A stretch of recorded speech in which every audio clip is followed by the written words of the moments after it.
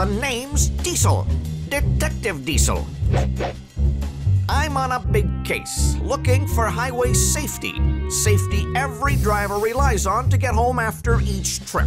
This next program deals with basic intersection control. Intersections need control? Very definitely. Drivers must learn to control an intersection to safely make right and left-hand turns and even go straight through. This should be very interesting. Then be ready. Be buckled. Here's basic intersection control.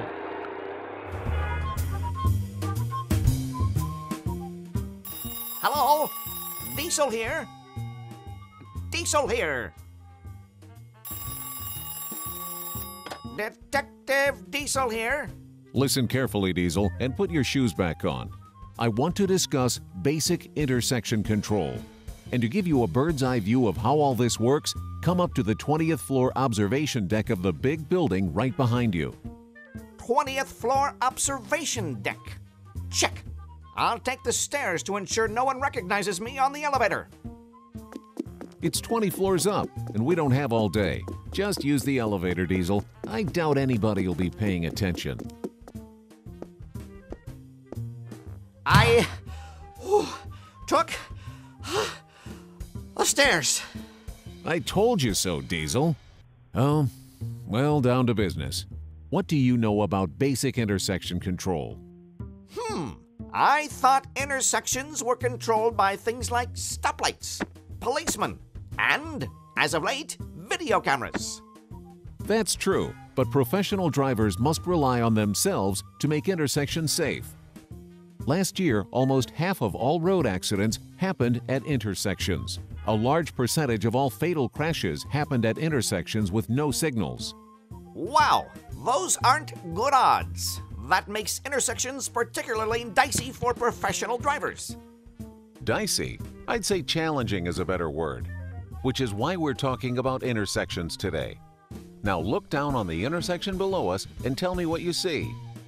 I'm looking, but what am I looking for? Look at that tractor-trailer approaching the intersection now. He's signaling to make a right turn, but there's a bicycle messenger right beside him, probably in his blind spot. Yes, I see it. What does the driver need to do? Can't the professional driver just honk his horn so the messenger will get out of his way? Use these binoculars and get a good look at the messenger. He's listening to his headphones, so he probably won't hear the horn. We hope he'll see the right turn signal. Here's a question for you. When should you begin signaling that you are going to turn right? Good question, Diesel. You should begin signaling at least 100 feet in advance of your turn, although some car drivers don't always do this. Yeah, I've noticed. So, after signaling, what's next? As you approach the corner, never coast to a stop. Always be in gear. But remember, check the mirrors appropriately before changing lane position. Sometimes a driver must skip shift when going from a high-speed highway to an exit ramp situation to a stop in a short distance. What's skip shifting? Well, that's not using every gear in sequence to reach a lower gear, from 9th to 7th, for example. Okay, I see that. What else? Move only as far from the curb of the right-hand lane as necessary, around 4 feet.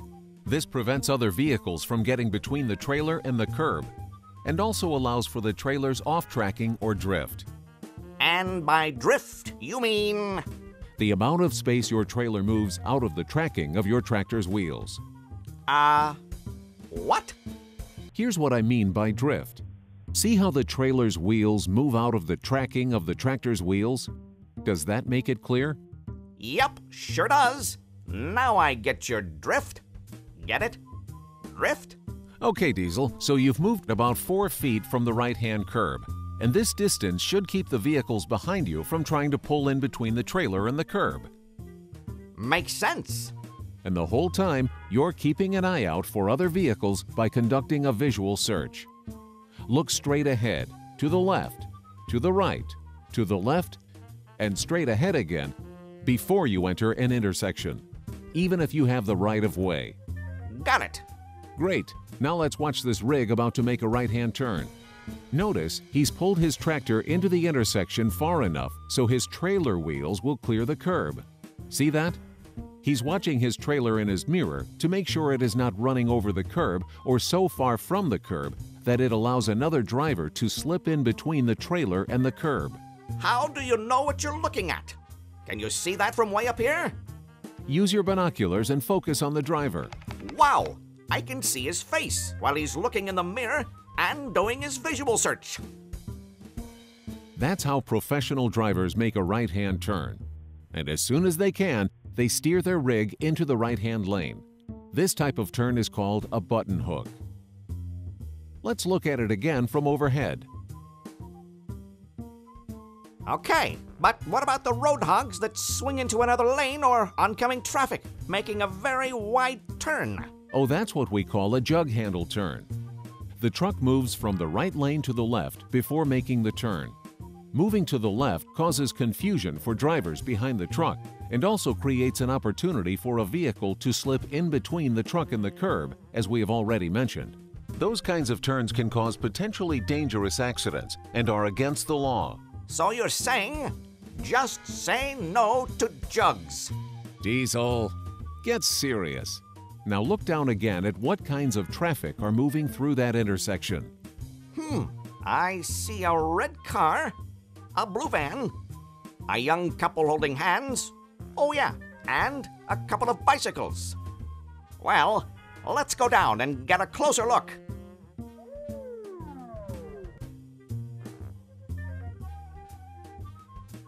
It is important to pay attention to pedestrians, bicycles, and motorcycle traffic in intersections because runners, walkers, and cyclists often sneak into your blind spot when you're not expecting it. They may not be paying attention to their surroundings either. Here's a tough one, Diesel. When you're driving a rig, are you only going to make right-hand turns? Well, I am right-handed. You're missing the point. There are many types of intersections, by the way. Let's look at a few. There are two-lane one-way stop, two-lane two-way stop, two-lane four-way stop, and four-lane four-way stop intersections, to name a few. Gotcha! I can be ambidextrous too! So let's talk about left-hand turns. First, signal your intention to turn left at least 100 feet in advance of the intersection. Then do a visual search, front, left, right, left, front. Begin your turn only when the oncoming traffic will not affect your turn. Isn't that a no-brainer? Your case is an exception, Diesel. Some drivers assume oncoming traffic will yield to a big rig, but countless accidents have proven otherwise. And when you assume... Exactly. But listen up. Make sure one of the things you learned today is this. A professional driver never makes a left-hand turn in front of traffic unless he is sure there is adequate time to make the turn. It is never a good idea to put your rig in front of someone who has the right-of-way. Now tell me what you just learned about left-hand turns. Okay, let's see. Number 1. Signal my intention to turn at least 100 feet ahead of the intersection. Number 2. Do a visual search before entering the intersection and turn only when the oncoming traffic will not affect your turn. Number 3. Be aware of pedestrians, bikers, or small cars in the blind spots.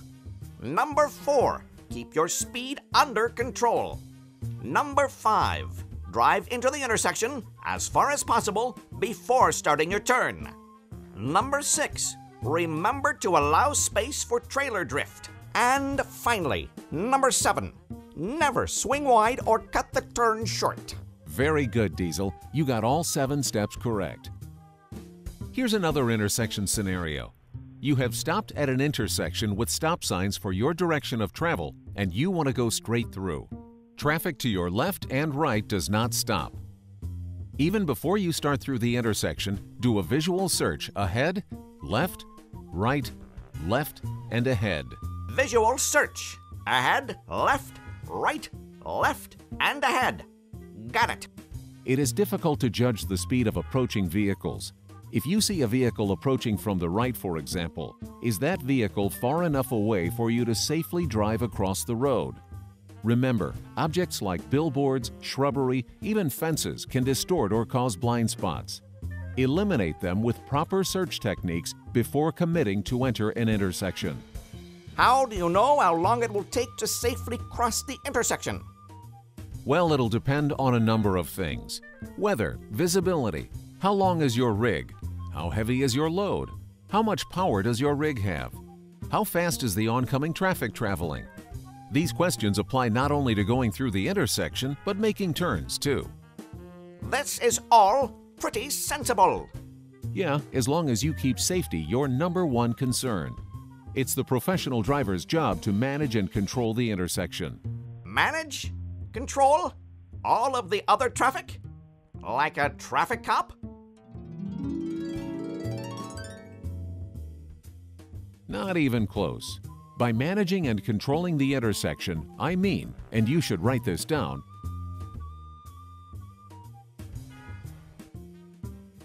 first, slow your speed. Second, shift to the proper gear. Then, do a visual search before entering the intersection. Finally, never shift in an intersection. So, what if it's a multi-lane intersection? You're responsible for identifying all traffic approaching or already in the intersection. That's your job. Man, turning or crossing an intersection involves so much more than just waiting for the green light. Right, Diesel. It's all about taking yourself through the intersection, and at the same time, making it safe for others who share that intersection with you. And remember, any light you did not see turn green may be about to turn red. So let's put all this to good use. So use your signals and don't take anything for granted. Oh yeah, and check your mirrors and blind spots. By doing the things we've discussed in basic intersection control, everybody can go home safely. And not take a turn for the worse. Oh, Diesel.